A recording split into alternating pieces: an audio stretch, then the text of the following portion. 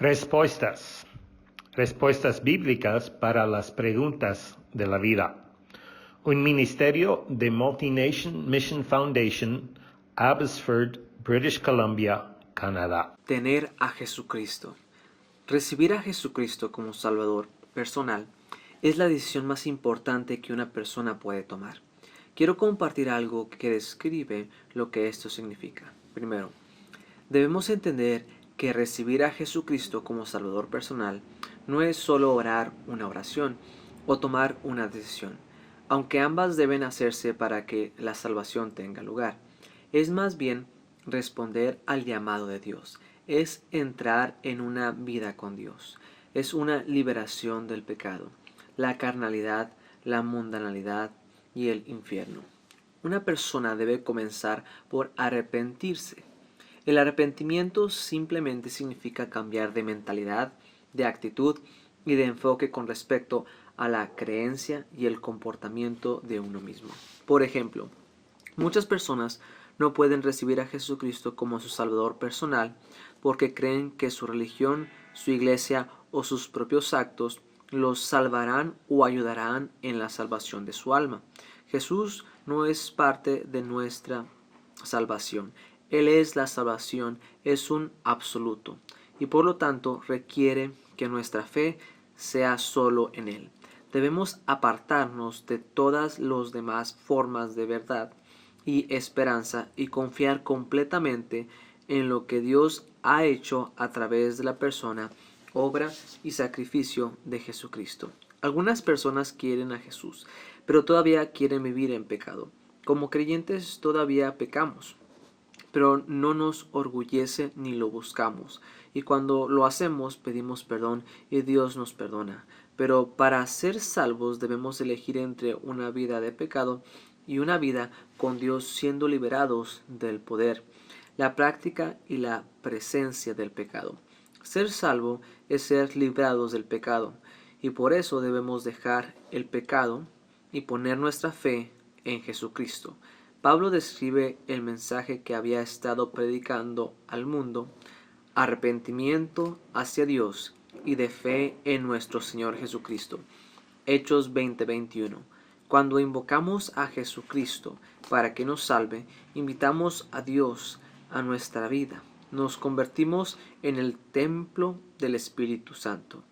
Dios entra y comienza a trabajar en nosotros y a través de nosotros. Estos son algunos versículos que nos lo describen con más a fondo. Romanos 8:9 dice: Mas vosotros no vivís según la carne, sino según el Espíritu, si es que el Espíritu de Dios mora en vosotros, y si alguno no tiene el Espíritu de Cristo, no es de él. En Colosenses 1:27 dice: a quienes Dios quiso dar a conocer las riquezas de la gloria de este misterio entre los gentiles, que es Cristo en vosotros, la esperanza de gloria. En 1 Corintios 3:16 y 17 dice: ¿no sabéis que sois templo de Dios y que el Espíritu de Dios mora en vosotros? Si alguno destruyere el templo de Dios, Dios le destruirá a él, porque el templo de Dios, el cual sois vosotros, santo es. Y 1 Juan 5:9 al 12 dice: si recibimos el testimonio de los hombres, mayor es el testimonio de Dios, porque este es el testimonio con que Dios ha testificado acerca de su Hijo. El que cree en el Hijo de Dios tiene el testimonio en sí mismo. El que no cree a Dios le ha hecho mentiroso, porque no ha creído en el testimonio que Dios ha dado acerca de su Hijo. Y este es el testimonio, que Dios nos ha dado vida eterna, y esta vida está en su Hijo. El que tiene al Hijo tiene la vida. El que no tiene al Hijo de Dios no tiene la vida. En segundo lugar, nos convertimos en parte del pueblo de Dios.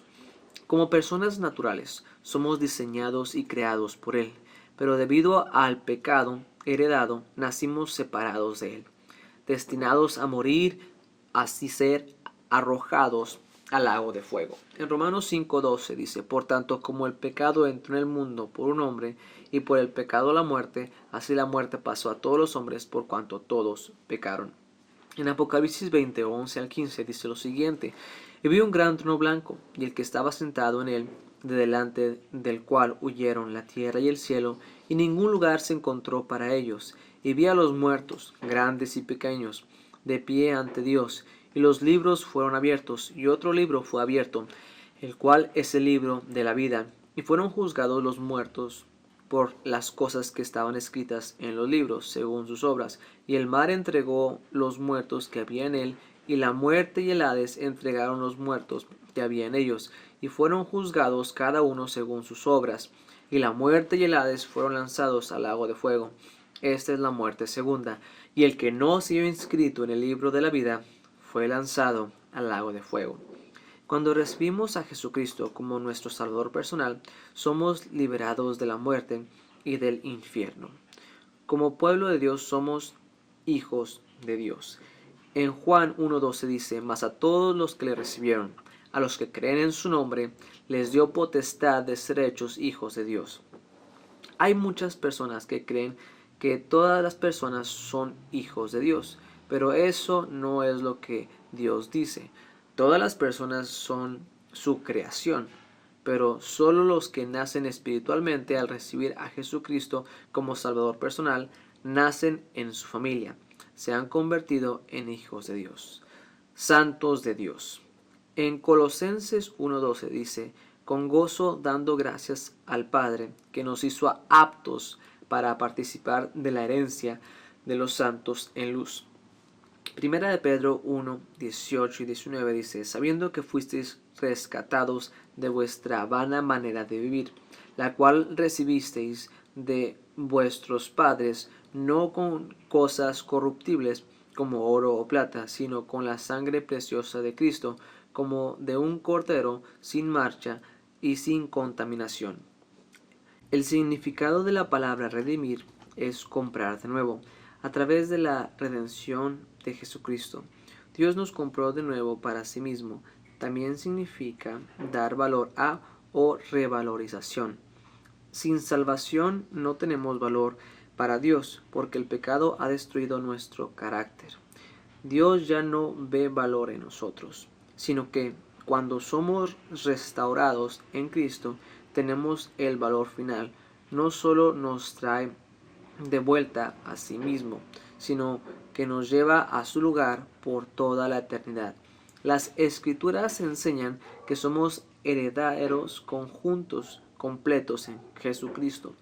Dios se comparte a sí mismo y luego comparte todo lo que tiene con aquellos que responden a su redención. Nacido de nuevo. En Juan capítulo 3 hay una conversión registrada entre un hombre judío, un líder religioso, profundamente arraigado a su religión, y Jesucristo. El hombre quiere saber quién era Jesús, pero en respuesta Jesús revela a este hombre lo que él necesitaba saber, declarando una necesidad esencial para toda la humanidad: la necesidad absoluta de nacer de nuevo. Los versículos 3 al 8 declaran la necesidad y los versículos 15 al 18 declaran cómo. El requisito es creer absolutamente y completamente en Jesucristo. Y los versículos 19 al 21 nos muestran que debemos elegir entre el pecado y la salvación, las tinieblas y la luz. Había un hombre de los fariseos que se llamaba Nicodemo, un principal entre los judíos. Este vino a Jesús de noche y le dijo: Rabí, sabemos que has venido de Dios como maestro, porque nadie puede hacer estas señales que tú haces si no está Dios con él. Respondió Jesús y le dijo: de cierto te digo, que el que no naciere de nuevo no puede ver el reino de Dios. Nicodemo le dijo: ¿cómo puede un hombre nacer siendo viejo? ¿Puede acaso entrar por segunda vez en el vientre de su madre y nacer? Respondió Jesús: de cierto te digo, el que no naciere de agua y del Espíritu no puede entrar en el reino de Dios. Lo que es nacido de la carne, carne es, y lo que es nacido del Espíritu, Espíritu es. No te maravilles de que te dije: os es necesario nacer de nuevo. El viento sopla donde quiere, y oye su sonido, mas ni sabes de dónde viene ni a dónde va. Así es todo aquel que es nacido del Espíritu. Juan 3, 3 al 8. Porque todo aquel que en él cree no se pierda, mas tenga vida eterna. Porque de tal manera amó Dios al mundo, que ha dado a su Hijo unigénito, para que todo aquel que en él cree no se pierda, mas tenga vida eterna. Porque no envió Dios a su Hijo al mundo para condenar al mundo, sino para que el mundo sea salvo por él. El que en él cree no es condenado, pero el que no cree ya ha sido condenado, porque no ha creído en el nombre del unigénito Hijo de Dios. Juan 3:15 al 18. Juan 3:19 al 21 dice: Y esta es la condenación, que la luz vino al mundo, y los hombres amaron más las tinieblas que la luz, porque sus obras eran malas. Porque todo aquel que hace lo malo aborrece la luz, y no viene a la luz, para que sus obras no sean reprendidas. Mas el que practica la verdad viene a la luz, para que sea manifiesto que sus obras son hechas en Dios. Juan 3:19 al 21. Naturalmente somos pecadores. Cada aspecto de nosotros está arraigado en la naturaleza del pecado. Ni siquiera nos damos cuenta de ella. A veces, cuando experimentamos sus consecuencias y sentimos que la vida puede ser insoportable, nuestro pensamiento, nuestro comportamiento, nuestras creencias están arraigadas en el pecado hasta que nacemos de nuevo. Recibimos una nueva naturaleza cuando recibimos al Señor Jesús. Todavía tenemos este cuerpo de pecado con nosotros, pero en nuestra alma y espíritu somos nuevos, recreados.